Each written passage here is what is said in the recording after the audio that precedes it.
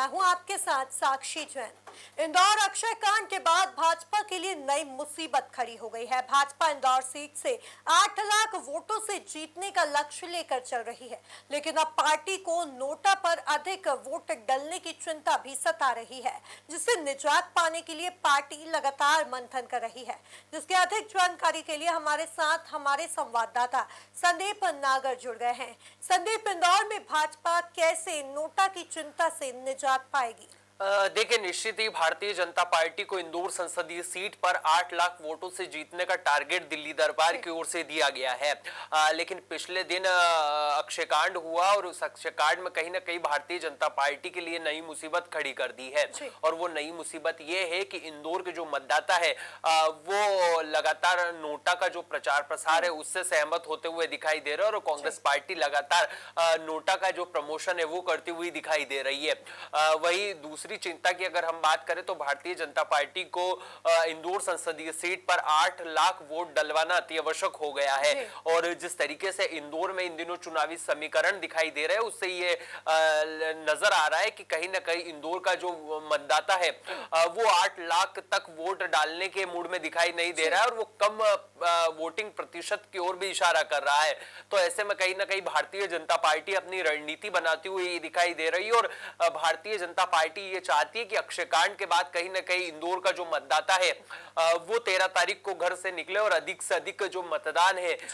वो करे और पूरी संसदीय सीट पर 8 लाख से ज्यादा वोट जो है वो डाले जाए ताकि जो भाजपा के प्रत्याशी है शंकर लालवानी वो 8 लाख वोटों से जीतते हुए नजर आए। और शायद यही कारण है कि भारतीय जनता पार्टी के अंदर खाने लगातार बैठकों और मंथनों का जो दौर है वो जारी है। और उसी कड़ी में हमने देखा कि जब वीडी शर्मा इंदौर आए थे तो उन्होंने भी एमपी न्यूज से बातचीत करते हुए बेबाकी से ये बात उठाई थी।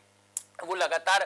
ये कहते हुए नजर आए थे कि जब आपका ही खोटा सिक्का है तो इंदौर के जो मतदाता है वो नोटा पर वोट क्यों दे। यानी कि कुल मिलाकर कहा जा सकता है कि Bharatiya Janata party social media से लेकर जमीनी स्तर पर मतदाताओं को घर से बाहर निकालने की रणनीति पर काम कर रही है। और आने वाले दिनों में हम देख सकते हैं कि भारतीय जनता पार्टी बड़ी रैली या फिर रोड शो जो है वो इंदौर संसदीय सीट पर कर सकती है। और इसके पीछे की जो वजह है वो यही सामने आ रही है कि जिस तरीके से इंदौर के जो मतदाता है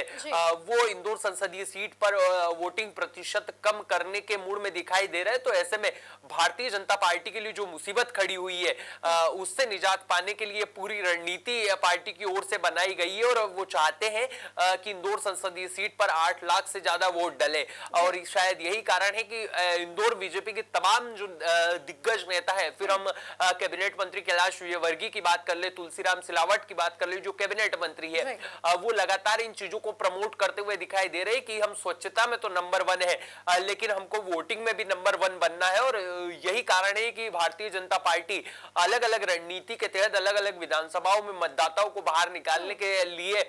लगातार ये प्रमोशन करती हुई दिखाई दे रही है। और लगातार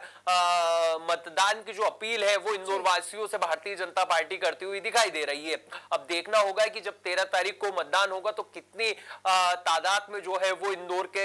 जो वोटर्स है वो निकलते हैं और मतदान केंद्र पर जाकर वोटिंग करते हुए हमको दिखाई देते हैं। जी संदीप, चूंकि इंदौर सियासत का गढ़ बन गया है और यहाँ पर बीजेपी का प्रत्याशी तो है लेकिन कांग्रेस का कोई भी प्रत्याशी नहीं है और चौथे चरण में 13 मई को मतदान भी होना है, तो क्या कुछ कांग्रेस की रणनीति देखी जा रही है? देखिए, अगर देखा जाए तो जिस तरीके से इंदौर संसदीय सीट का अगर हम बात करें तो अक्षयकांड होता है जिसमें जो कांग्रेस के प्रत्याशी रहते हैं अक्षय कांति बम, वो अपना नामांकन के अंतिम दिन अपना नामांकन वापस लेते हैं और उसके बाद में मध्य प्रदेश की सियासत में नई चर्चाओं का बाजार गर्म हो जाता है।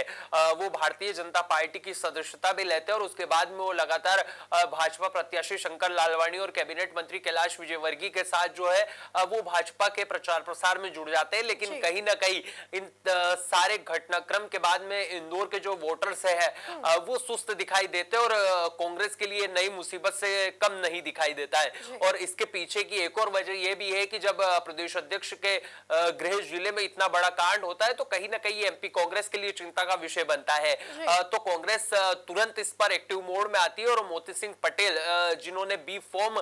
निर्वाचन आयोग के सामने समक्ष जमा किया था वो एक्टिव होते और उच्च न्यायालय में अपनी याचिका दायर करते, लेकिन कहीं ना कहीं उनको वहां से झटका मिलता है। इंदौर खंडपीठ उनको झटका देती है और उसके बाद में वो लगातार आगे जो है वो बढ़ते हुए दिखाई देते हैं और एक साइड जो है वो उच्च न्यायालय की ओर जाते हुए दिखाई देते हैं और अपनी याचिका दायर करते हैं। वहीं दूसरी ओर देखें तो इंदौर कांग्रेस जो है वो लगातार एक्टिव रहती है और पीसीसी चीफ जीतू पटवारी के साथ पूरी रणनीति जो है वो बनाई जाती है और शायद यही कारण है कि पीसीसी चीफ उसी दिन रात को इंदौर आते हैं और प्रेस वार्ता करते हुए ये कहते हुए दिखाई देते हैं कि हम जो भी निर्णय मध्य प्रदेश कांग्रेस का होगा वो कल तक आपके सबके सामने आ जाएगा। उसके बाद में दूसरे दिन जो है वो पीसीसी चीफ जीतू पटवारी फिर से इंदौर आते हैं और ये कहते हुए दिखाई देते हैं कि अब हमारा प्रत्याशी जो है वो धनबल के माध्यम से पार्टी ने कैप्चर कर लिया और अब जो है हम नोटा का सपोर्ट करेंगे, यानी कि पीसीसी चीफ जीतू पटवारी किसी भी और अन्य प्रत्याशी का सपोर्ट करते हुए दिखाई नहीं देते और उनको बहुमत देते हुए दिखाई नहीं देते हैं और शायद यही भारतीय जनता पार्टी के लिए मुसीबत का जो है वो बनती हुई दिखाई देती है। अगर कांग्रेस जो है वो किसी प्रत्याशी को अपना समर्थन देती तो भारतीय जनता पार्टी के लिए ये राह आसान हो सकती थी, लेकिन जिस तरीके से कांग्रेस ने रणनीति बनाई और नोटा को जिस तरीके से प्रमोट किया है वो कहीं ना कहीं भारतीय जनता पार्टी के लिए मुसीबत खड़ी करता हुआ नजर आता है। उसके बाद में लगातार इंदौर कांग्रेस जो है वो नोटा को प्रमोट करती हुई दिखाई देती है और लगातार लोकतंत्र के हित में तमाम इंदौर के वोटर्स से जो है वो मतदान की अपील करती है और कहती हुई दिखाई देती है कि जो हमारा प्रत्याशी है वो तो दूसरी पार्टी ने कैप्चर कर लिया, लेकिन अब जो है इंदौर वासी नोटा पर वोट देकर उनको मुंहतोड़ जवाब दे। उसके बाद में जो इंदौर कांग्रेस उसको एक और डर सताता हुआ दिखाई देता है कि जिस तरीके से हमारा प्रत्याशी कैप्चर किया गया है कहीं ना कहीं Bharatiya Janata party booth capturing के रूप में भी लगी हुई है और शायद यही कारण है कि पिछले दिन जो है वो शहर अध्यक्ष के साथ तमाम जो और अन्य कांग्रेसी नेता है वो जिला निर्वाचन अधिकारी से मिलते हैं और उनको एक नोटिस जारी करते हुए कहते हैं कि इंदौर संसदीय सीट के जितने भी मतदान केंद्र है उन पर सीसीटीवी की व्यवस्था की जाए और तमाम सुरक्षा के जो चाक चौबंद व्यवस्था है वो निर्वाचन अधिकारी की ओर से की जाए। यानी कि कहीं ना कहीं भारतीय जनता पार्टी की रणनीति के आगे कांग्रेस को जो है वो भी डर सता रहा है कि कहीं ना कहीं पार्टी बूथ कैप्चरिंग ना कर दे और शायद यही कारण है कि वो तमाम नेता एकजुट होकर अधिकारी के समक्ष जाते हैं और ज्ञापन देते हैं। वहीं अगर भारतीय जनता पार्टी की हम बात करें तो वो लगातार खोटे सिक्का जब आपका है तो हम क्यों नोटा लगाए, ये जिस तरीके से आह्वान करती हुई दिखाई दे रही है उसके विपक्ष में पार्टी लगातार नोटा को प्रमोट कर रही है और लगातार लोकतंत्र के हित में इंदौर वासियों से मतदान की जो अपील है वो करती हुई पार्टी दिखाई दे रही है। शायद यही कारण है कि हमने पिछले दिनों भी देखा कि जब इंदौर कांग्रेस ने बूथ पर जाकर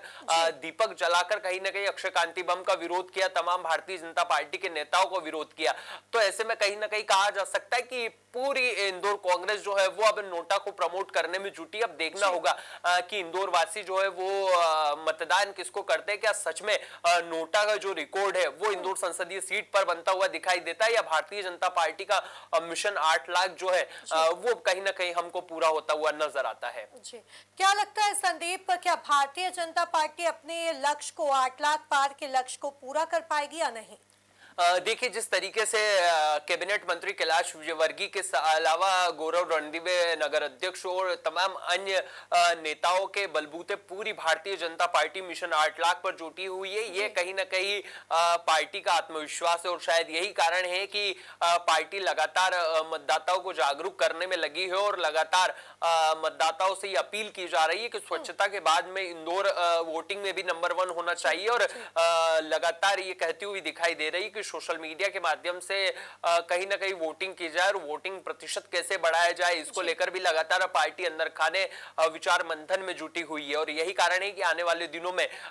जब 2 से 3 दिन प्रचार प्रसार के बचे हुए हैं तो गृह मंत्री अमित शाह की एक बड़ा रोड शो इंदौर में हो सकता है और मतदाताओं को एक्टिव करने के लिए भारतीय जनता पार्टी एक बड़ा मूवमेंट जो है वो चला सकती है। जब मतदान होगा तो उस दिन भी कहीं ना कहीं पार्टी जो है वो सुबह सुबह मतदान प्रतिशत बढ़ाने को जोर देती हुई नजर आएगी और तमाम कार्यकर्ताओं को कैसे बूथ से मतदाताओं को मतदान पोलिंग बूथ तक लेकर जाए, इसको लेकर भी पार्टी रणनीति बनाती हुई दिखाई देगी। तो यानी कि कुल मिलाकर कहा जा सकता है कि इंदौर संसदीय सीट जब इतनी बड़ी सीट है तो इस पर कहीं ना कहीं भारतीय जनता पार्टी निश्चित ही 8 लाख से 9 लाख वोटिंग चाहती है और शायद यही कारण है कि जब 13 से 15 प्रत्याशियों के बीच में ये वोट प्रतिशत बढ़ेगा तो कहीं ना कहीं जितने भी वोटिंग होगी वो भारतीय जनता पार्टी के पक्ष में जाएगी और नोटा को प्रमोट करने वाली यानी कांग्रेस जो है वो कहीं ना कहीं परास्त होगी। तो ऐसे में कहा जा सकता है कि लगातार भारतीय जनता पार्टी अंदर खाने विचार विमर्श कर रही है और लगातार मंथन का जो दौर है वो पार्टी के अंदर खाने किया जा रहा है। अब देखना होगा कि जो मतदाता है वो किसको वोटिंग करता है आने वाली 13 तारीख को। जी, कुल मिलाकर देखा जाए तो 13 मई को चौथे चरण के चुनाव होना है, जहां 8 लोकसभा सीट उसमें शामिल की गई है, जिसमें इंदौर संसदीय सीट भी शामिल है, जो लगातार ही सियासत का गढ़ बनी हुई है, जिसमें भाजपा लगातार ही 8 लाख से ज्यादा मतों से विजयी होने का दावा कर रही है। तो वही कांग्रेस जो है वो नोटा पर वोट देने की जनता से अपील कर रही है। अब देखना होगा कि जनता अपना आशीर्वाद भाजपा को देती है या फिर अपना मत का उपयोग जो है वो नोटा को कर करती है। तब तक के लिए आप बने रहिए एमपी न्यूज के साथ। नमस्कार। एमपी की नब्ज, एमपी का हाल, मध्य प्रदेश की हर खबर एमपी न्यूज टीवी के साथ। लगातार खबरों के लिए सब्सक्राइब करें हमारा YouTube channel MP news TV. Latest updates के लिए बेल आइकन दबाना जरा भी न भूलें।